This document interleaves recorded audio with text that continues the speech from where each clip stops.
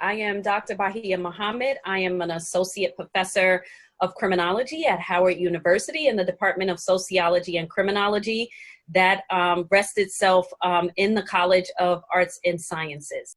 Hello. My name is Michelle Phelps. I'm an associate professor of sociology at the University of Minnesota. My name is Winfield Murray. I am a professor at Morehouse College. I teach constitutional law as well as operate the moot court program here at Morehouse. Currently, Morehouse is the only historically Black college or university that has an undergraduate moot court team.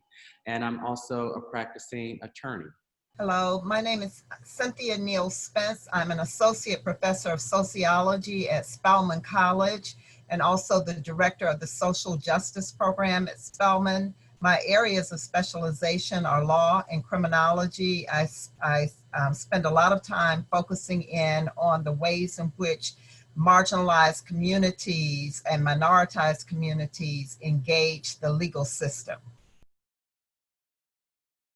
I am so excited about this partnership between the Twin Cities, Washington, D.C., and also Atlanta, as well as the universities in those particular cities, because I really believe that we all play a role in the racial injustices, as well as around policing issues. And I think it's very important that students, activists, and professors work together as a team. And so this partnership really allows for an organic relationship to be built between those individuals that are on the front line, possibly those that are protesting, the universities that are housing the students from different perspectives, be it an HBCU or a predominantly white institution, that we all have students and we all have experiences and we all have assets that we bring to bear. And so I am so excited that this initiative, I feel,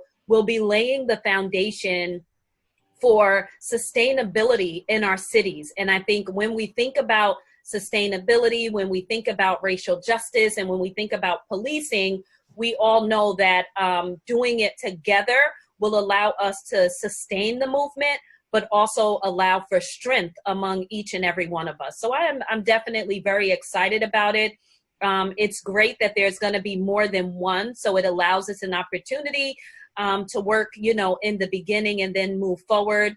I think it's wonderful that we're reaching out to those on the front lines in our community, but it's also important to highlight those experts that are in the ivory towers and on campus doing research in this area, as well as creating programs around evidence-based knowledge.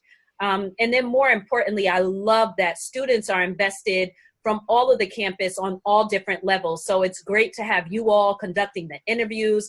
It's great to have students that are creating the website and all of the branding behind the movement, because these are pieces that we all can learn from, and that it allows all of us to have an important role in the movement. I think this is a moment where a lot of folks are focused on racial justice, but police violence in particular.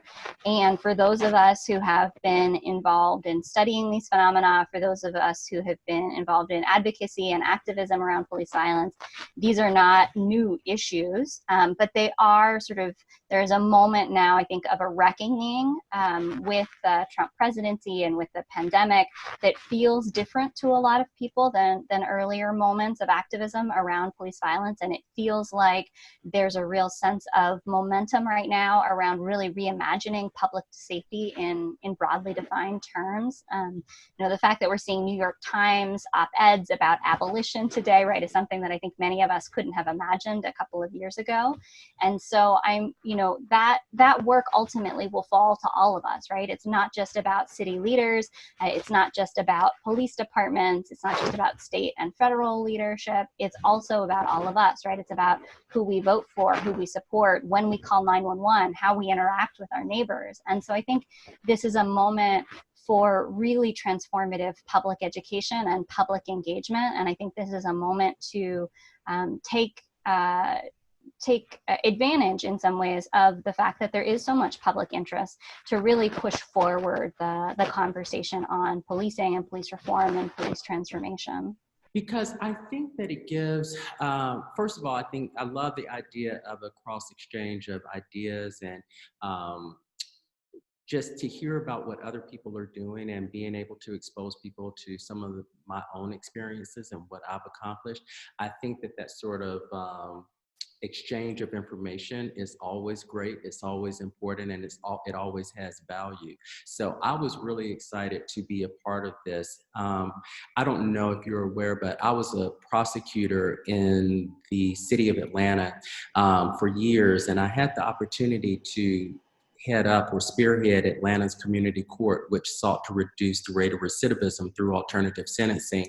And so looking at the ways that policing affects individuals, and then how policing affects or impacts people once they get into the courtroom is something that I've spent a lot of time working on and a lot of time researching on, and just having the exchange of ideas, it funnels into or factors into everything that I do. So I am just really pleased to be a part of this.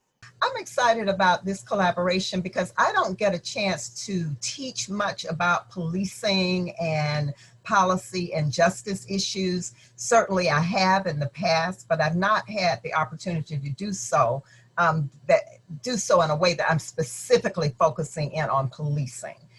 Certainly in my courses, my sociology of law course, my women values law, violence against women, we cannot talk about these issues without talking about the criminal justice system. But to have the opportunity at this moment in time, when it's so important to engage these discussions, I'm very interested in adding my socio-historical analysis to the present moment, because I believe that we cannot understand the unlawful use of force against Black populations unless we really understand the history that has in fact informed policy decisions, but also personal and public ideological perspectives on the ways in which we regulate the lives of Black bodies. And so it gives me an opportunity to speak with my colleagues in the Atlanta University Center, but also my colleagues now with Howard University and the University of Minnesota. So I'm really excited about it.